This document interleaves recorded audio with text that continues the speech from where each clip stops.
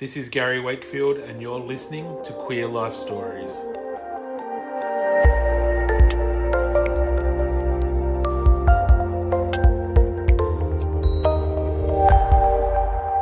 So I'm Margie Fisher, and I am 68, and I'm a lesbian. I grew up in Sydney, and I grew up sort of around Bondi Junction and then the North Shore, in Lynfield. Yeah, that's where I grew up and lived until I was 31. And my parents were Austrian Jews who escaped the Holocaust and came and went to China, because China was letting Jews in at the time, Shanghai. And a lot of my family were killed in the Holocaust, but my mother, father, and two uncles and my Oma and Opa, my grandparents on my father's side, escaped and went to China. And then after 10 years, the Chinese Revolution happened, and then Australia wanted skilled migrants, so they got to Sydney. And I was born 2 years later. My father was a carpenter, a cabinet maker. My mother was a sort of secretary shopkeeper. My grandma was a seamstress, and my grandfather was a French polisher. And my brother was a carpenter, but they're all dead. I wrote a show about it called The Dead Ones. Wow. When they first came, got a job in, it was in a timber mill in Tasmania, and they put shit on his sandwiches. He was a refo, and he didn't stay there. I grew up Jewish, but not a lot of people know what that actually means. So basically, being Jewish is not about Israel. So, Israel is a place with Israeli people that live in it, and, Palestinians and loads of different people. But, so my parents were Austrian Jews, and they weren't Orthodox Jews, so they were Jewish, but they were culturally Jewish. And when they came to Australia, and they of course continued to be Jewish, and so I went to Jewish Sunday school, and my friend up the road, their family had Jewish festivals, so I liked to go to the Jewish festivals. And on high holidays, my parents went to the synagogue, and they got my father to build the woodwork around where they keep the Torahs and stuff. And so I grew up, I refused to learn Hebrew at Sunday school. I just couldn't. And but yeah, I grew up being Jewish, yes. And I still am. Childhood was, at the time, assimilation was what was happening. So Aboriginal people were supposed to die out, or if there were any to die out. And everybody else was supposed to assimilate. So it was before multiculturalism. So I, along with other refugee children, because they were refugees, I wanted to be Australian, desperately. And even though I spoke Austrian and Yiddish at home, I really didn't want people to see my grandparents a lot, because they weren't Australian. And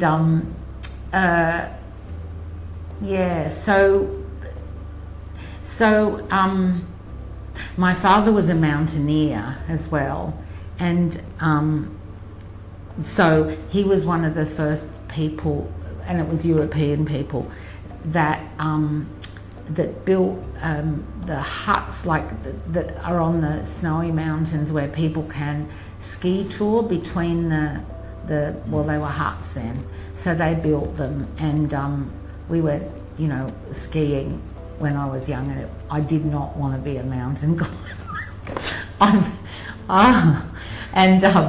But I did have to do a lot of walking on skis. Yeah, it was a good childhood, but because of the Holocaust, like, I grew up, I became sort of fairly obsessed with the Holocaust and read a lot about it, everything I could find at a very young age. So I was always felt different. And the school that we moved, the suburb we moved to, there weren't, I don't know, there was like 8 Jewish kids out of, well, maybe 10 Jewish kids out of 1,000 in the school. So, yeah, I did not want to be different, but I always was. And also, I wanted to eat things like grey ox and Tom Piper, braised steak and vegetables, and things like that. And I did bring them home in cans, and my Austrian grandma just was completely horrified. And then I turned into a vegetarian, and that wasn't as bad as the grey ox and dead mashed potato, but yeah, it was yeah, I was a pretty different sort of kid. Like, I went to the library a lot. I did have boyfriends, and I did be heterosexual. When you look back, I mean, if someone would have said, you don't have to have a boyfriend, matter of fact, you can be on your own and it's fine, or if someone would have said, you know, you can choose, you can be, you know, like lesbian, heterosexual, bisexual, you know, but I didn't know that there was an option. But at the athletics club, there was a dance which I went to, and there were loads of what I now know were lesbians dancing with each other. That was pretty thrilling. But you know, looking back, I think I did have a really good relationship with a Jewish man. I didn't have terrible relationships with men, but it was evident that I was in love with women pretty well all along. I've always been kind of, ideas and things are not as, I spent a lot of time in my mind and loved learning. And then there were effects of being a Holocaust survivor's child. But I was in a circus, and because I've always been a performer, and I didn't realise that my best friend, I was in love with my best friend who was a woman. And, you know, we had a house together, we did everything together, we sometimes slept in the same bed, but we both had boyfriends in the circus. And so she turned into a lesbian, and I was, well, we were hanging around with lots of lesbians, and I felt I had to tell them that I wasn't a lesbian, and they just said it's a matter of time. And it was.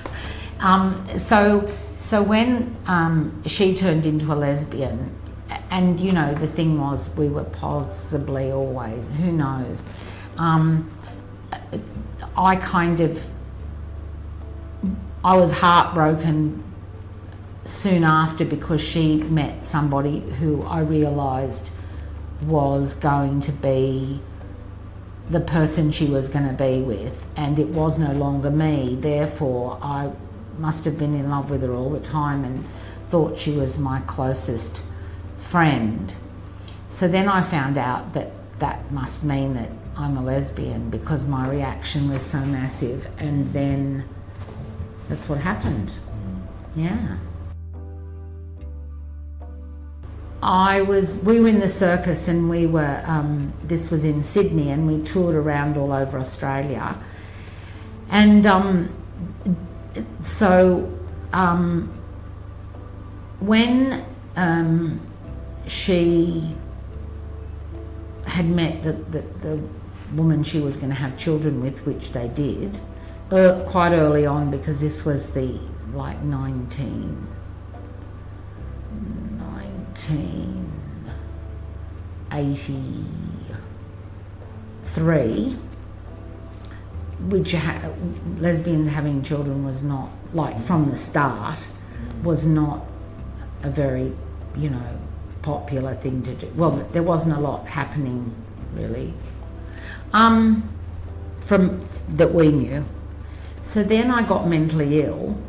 I went to India with my Jewish boyfriend for 6 months, at 7 months, and when we came back, Bronwyn was in the relationship and the circus ended.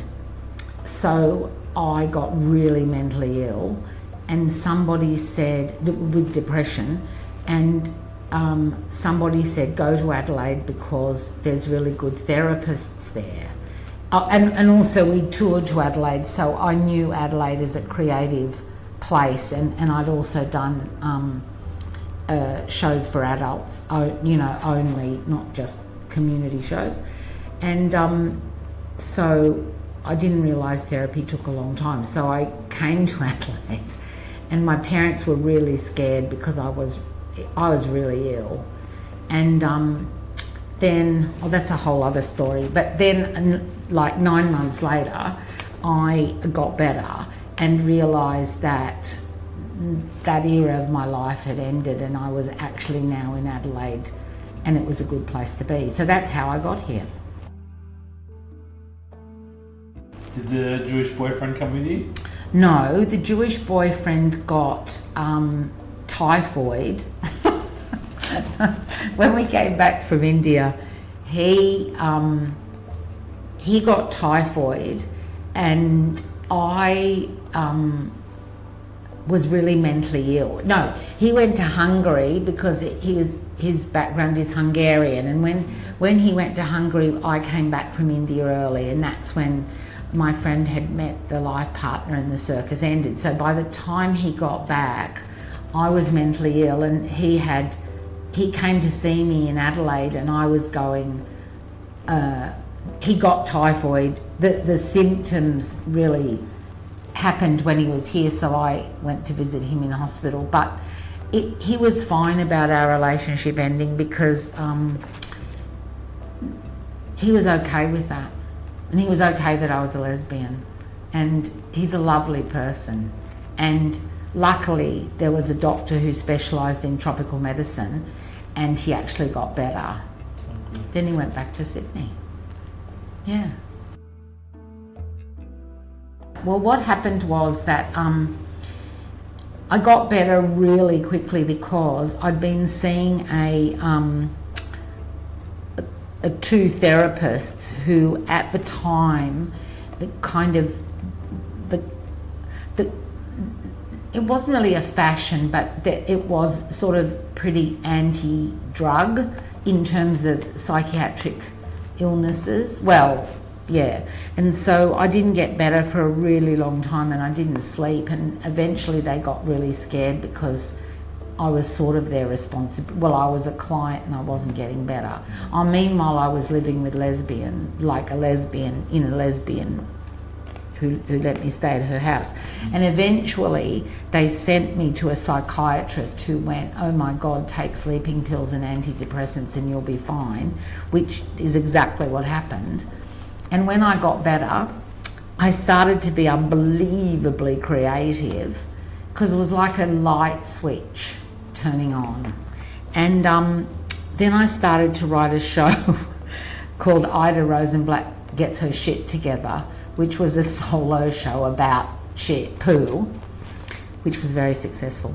And I met a woman called, her name then was Roxy Bank, and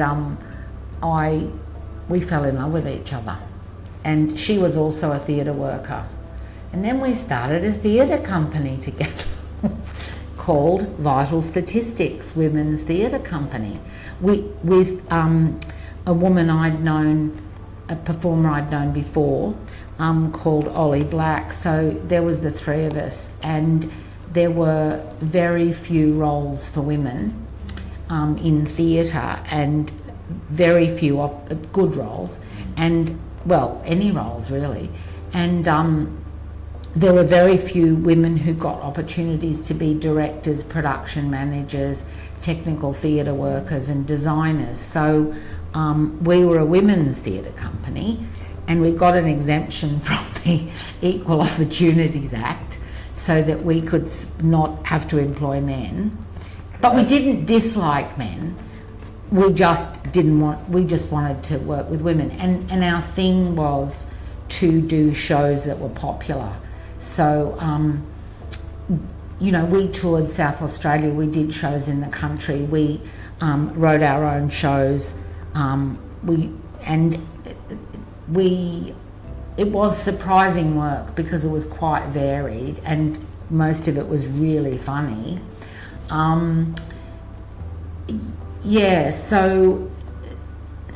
But everything we did had a lesbian character in it or a gay character, and sometimes it was really obvious, fairly obvious, and other times it was somebody, a woman who was not having a relationship with anyone. So there were women that were not heterosexual in everything we did, and we were very successful. When we applied for grants, because we were professional theatre workers, the three of us had been professional theatre workers before, and we had other skills, like Ollie was an administrator and we both could write grant applications, and we could all write and perform. But Ros was more of a writer. I'm still her partner. Like, this is a long-term relationship with a child. We were lesbians, and obviously we knew we were lesbians, but we did not want a lesbian theatre company. We wanted to do popular work. So our politics was that we wanted lesbians in everything we did. What was Adelaide like in terms of gay friendliness? Oh, fabulous. It was very, at the time, John Dunstan was still alive, but not being the premier, but all queer people in Australia knew that there was money for the arts in South Australia, that homosexuality had been decriminalised. It was the first state. There were cappuccino machines in pubs. I couldn't believe that. And there was eating outside on the pavement, and there was a women's advisor who was a lesbian, it was the first women's advisor in Australia. It was a Labor government. There was also things like a women's information switchboard, a working women's centre, stuff that I'd never... I was amazed. And also these places were government funded and were in the city, like you could see them. They weren't kind of, in someone's garage. It was extraordinary. And also there was money for the arts, so we could actually get money to do our work. It was hard, but it wasn't hard because we were doing something that everybody thought was fantastic in one way or another, because we were doing work in it was the days of art in working life, so unions had money and we did work, like shows on work sites and all sorts of things. I did a show called The Gay Divorcee, which toured to Mardi Gras and Melbourne. That was a solo show for Vital Statistics. But Ros wrote a show for Vitals called Yellow Roses, and it was about... her brother's gay, but it had a gay character in it, and it had two lesbians, and it had a family, and it was a really extraordinary show. And we did it at the Festival Centre here, and that was also new work got supported, so you could do sort of new work at the Festival Centre. There was a program where you could, and then we toured it to Mardi Gras and did it at Nimrod Theatre, like, you know, big deal things. Yeah. And then a show called Erotics with an X that was about safe sex, and it had queer, it was everything, and it had two women kissing on stage. That was a bit exciting. But, you know, it was, we did it, you know, and it was okay. Yeah. Do you feel like you were pushing the boundaries of what was acceptable back then? Constantly, all my life.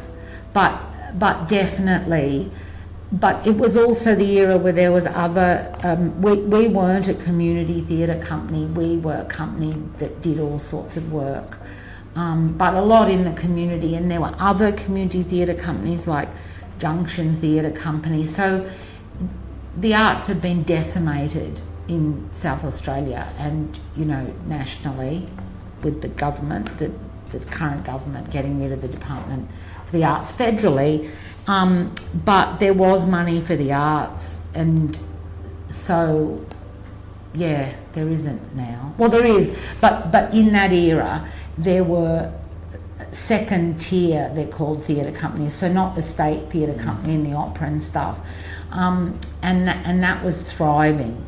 Now it is really difficult, and a lot of them don't exist. But Vital Statistics, the company we started, still exists. How was the coming out process at that age? It was great. Well, everybody else, there were people going, you know, like, finally, you know, I was in a feminist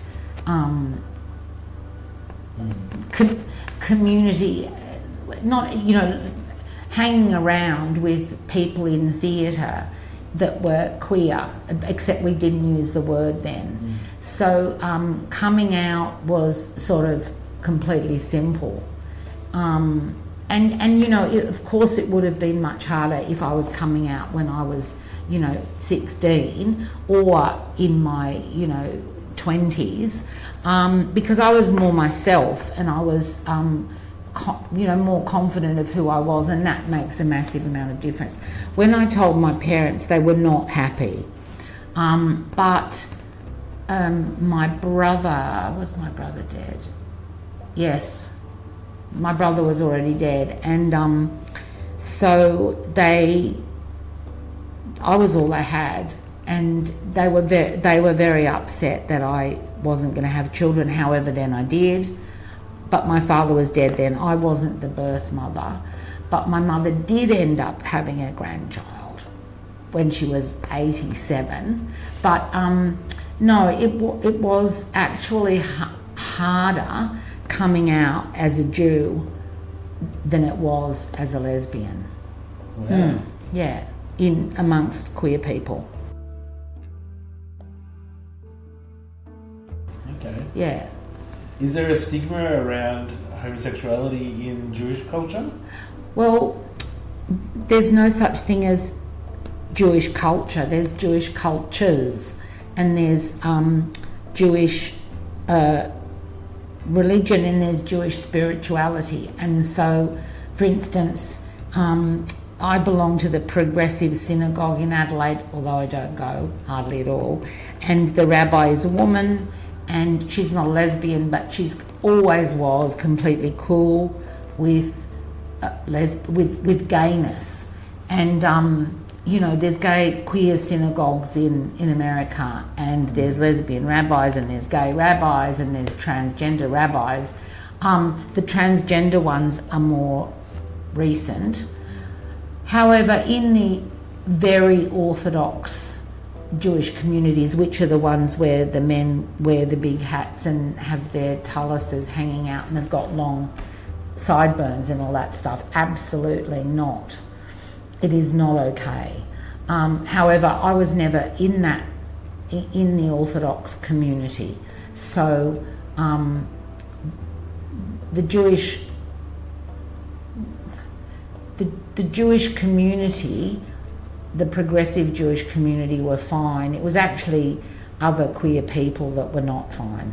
Queer people are anti-Semitic just like everybody else. I mean, I'm not all queer people. And Adelaide hasn't got very many Jews. So when I was in Sydney, I didn't mention it. I did not mention being Jewish ever, even in Sydney, because I was trying to fit in and I thought people would be anti-Semitic, and so I didn't mention it. But I also didn't want to mention it, because of internalised anti-Semitism, as well as, So when I came to Adelaide, and there were so few Jews in Adelaide, and it hadn't been a big focus of my life, except I was Jewish all the time. When I was performing in Sydney, this Jewish lesbian said to me, "You're so funny. Your Jewish humour is just fantastic." I didn't know my humour was Jewish. Not that all my humour's Jewish, but in this show it was. And then I thought, oh God, that, yes. So then when I came to Adelaide, I went to a Jewish lesbian conference that was in Melbourne. And then I came back and went, right, I'm going to be out about that. So then I got met with people not knowing what I was talking about, because there really is under 2,000 Jews in Adelaide. I think there's like 1,400, and not all of them are out there talking about it. Not that I talk about it all the time. So people didn't know what that meant.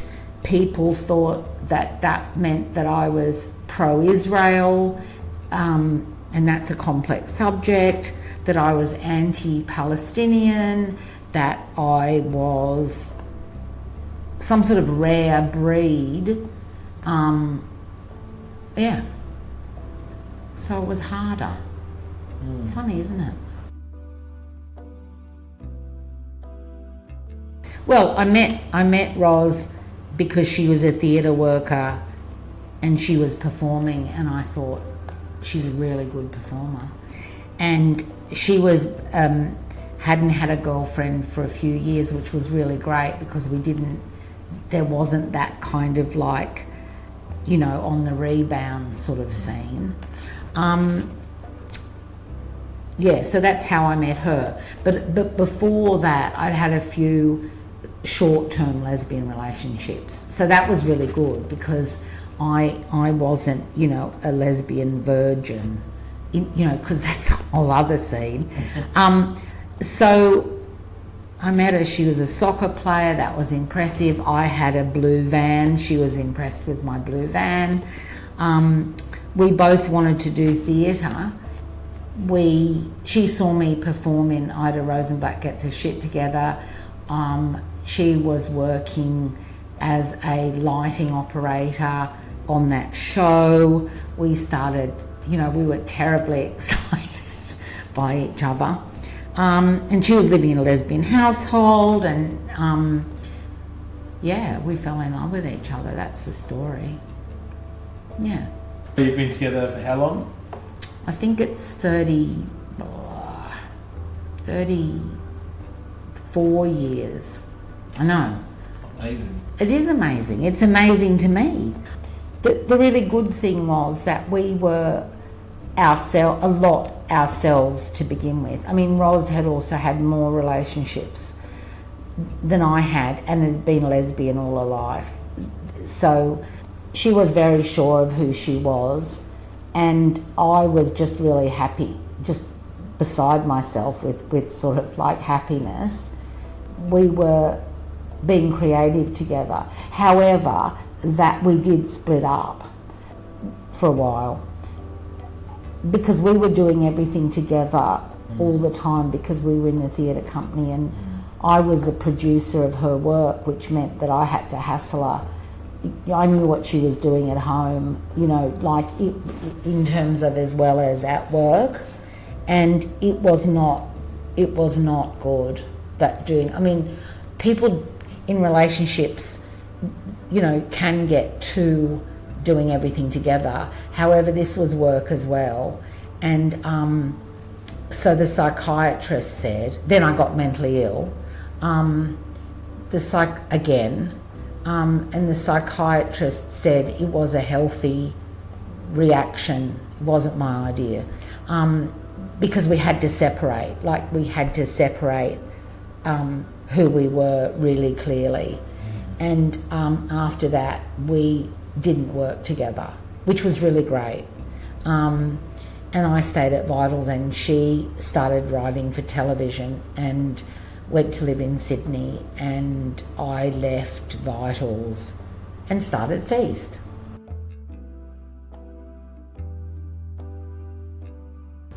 Ros had always wanted a child, or children, as a lesbian, because she'd always been a lesbian, just about. And I didn't, because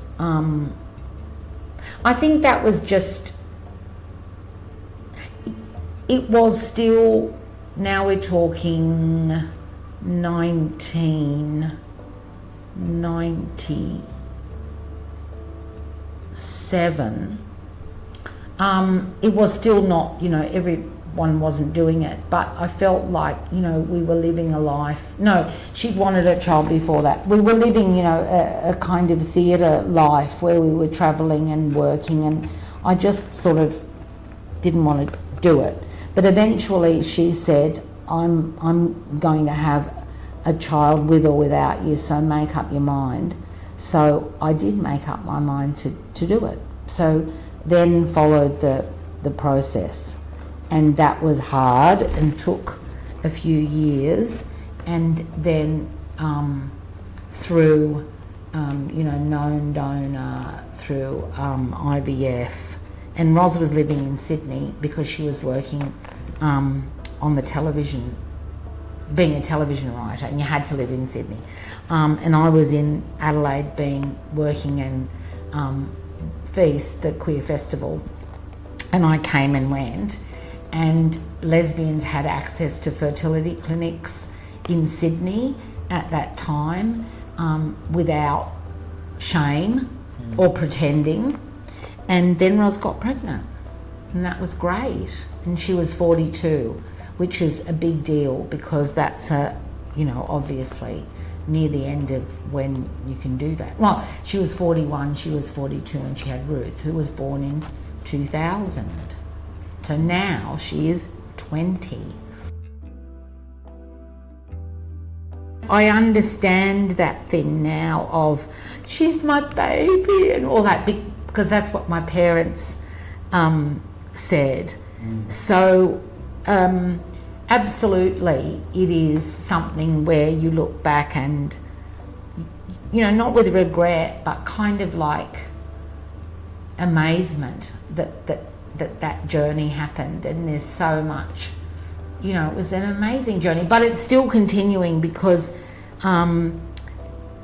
you know, she's going to leave home soon, and that's completely fine with us, but you know, they remain your children. So yeah, she's great, she's wonderful. Because we were older, it was not as difficult, because we could you know, we felt confident in who we were, because I started a queer youth drop-in, which is still going, and so for young queer people now, it is not all, you know, easy. It is for some, but not for others. So it is, you know, and being gender diverse and non-binary, you know, there's challenges that are different challenges, and there always were challenges, and tough things for people and trans people, you know, like all that. But we were more sure of ourselves. But it's a process of continually coming out. Like, so, you know, coming out in the play group, coming out in the primary school, you know, except that the heterosexual parents really wanted to leave their kids with us because we were so marvellous and we weren't getting divorced, you know, like, because they all, you know, a lot of them were, you know, having a hard time, and they were saying, you know, we wish we could be lesbians, and and the school was supportive, but it's still, it's always there, but and with the referendum on gay marriage, I mean, that was a really, you know, it made us feel completely outraged that people were judging who we were. You know, I mean, everybody would know that. So it's always, but see, now I don't give a shit about hardly anything. So to do with being myself, so it is not difficult now. Yeah, but it can be still, because Roz plays golf and she's in a golf I know, amazing. I never thought I'd be but you know, that's what's so good about her. I feel like I've had a relationship with, like, you know, at least 5 different people, but you know, the way, like, women, it's women golfers are the minority, and she had a queer golf day at her golf club for Feast, which is the queer festival, and it was really good. But that was her coming out at to the whole golf club, so that made her feel shy, you know, and not like terrified, but another version of coming out.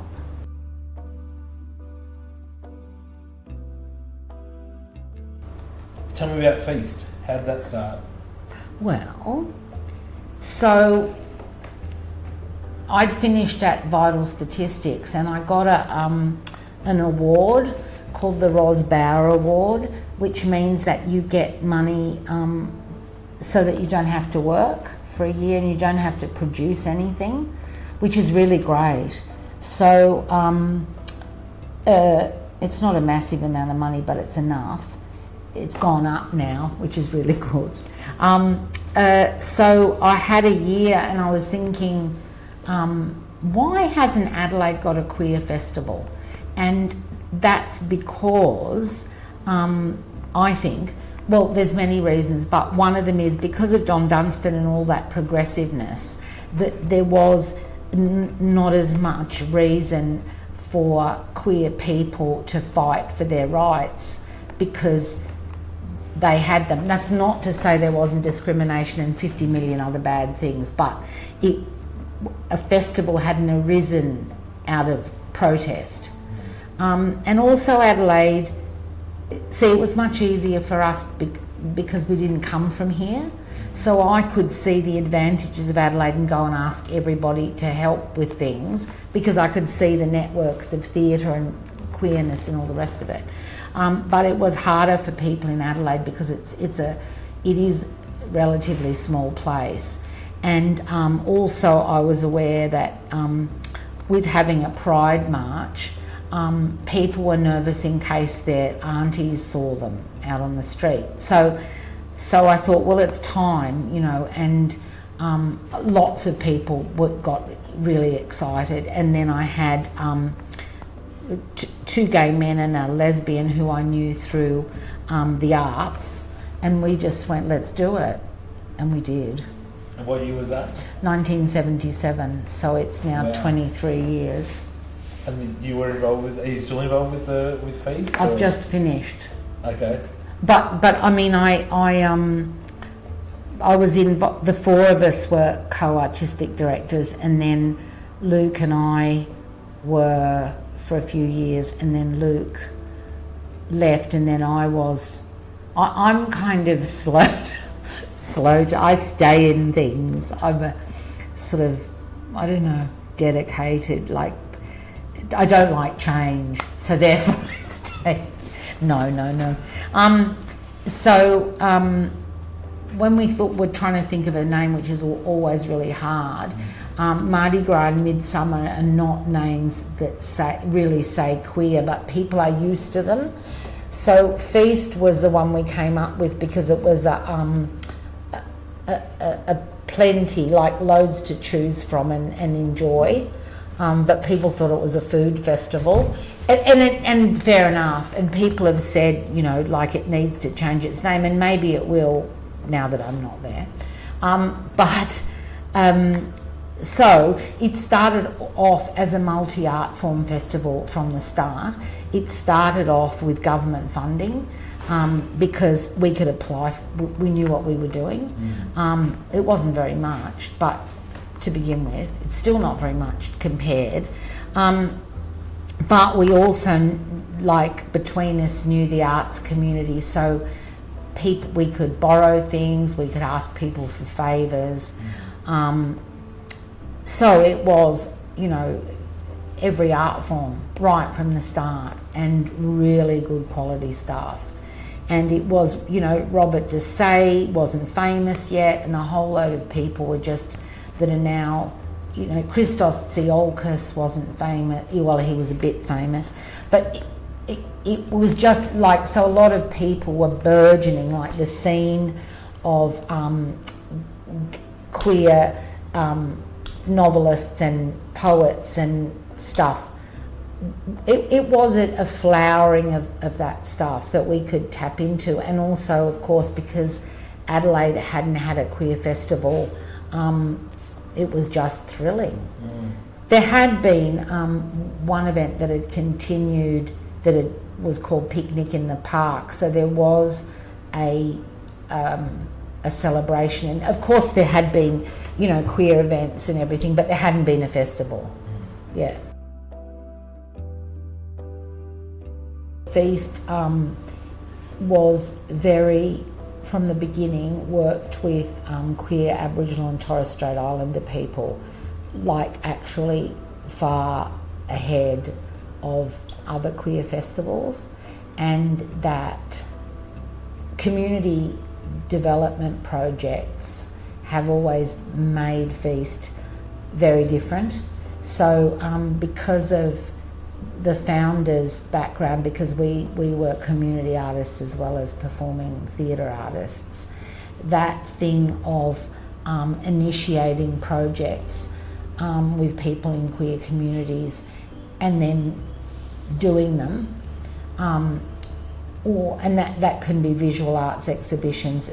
Last year for a few years there's been Queers Underground, which was young queer people reading their work in tunnels underneath a building in Adelaide. You know, it's been working with not disadvantaged, minority group, you know, smaller groups within the community, like did work with older queer people long before it became, you know, recognised as something that needs to be recognised. Work with multicultural queer communities. So that kind of community development stuff is really precious to me as an arts worker, and you know, I'm still doing it.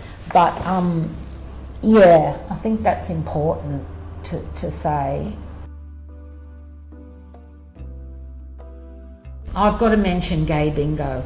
So Gay Bingo, I started Gay Bingo because there was a health service in Adelaide that included young queer people, and that it had drop in a trans one and a gay one and a lesbian and bisexual. I mean, they were divided into groups, but of course they were fluid between them.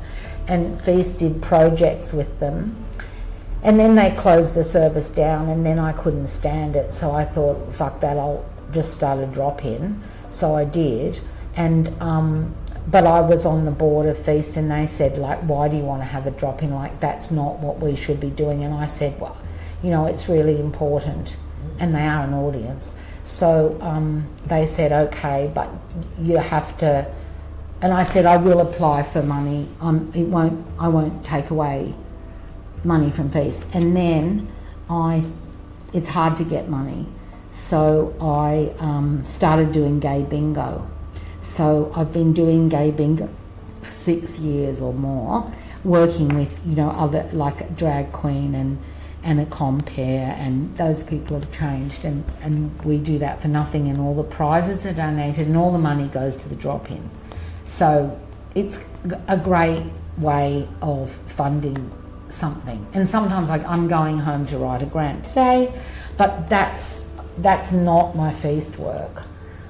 So apart from that, so drop-ins every second Thursday, and bingo is every Sunday, but we're having a break. We come back on the 2nd of February. So that will continue, but that's, it's definitely work, but it's not, it's creative for me, as well as being responsible. It employs people as well. Yeah. Yeah.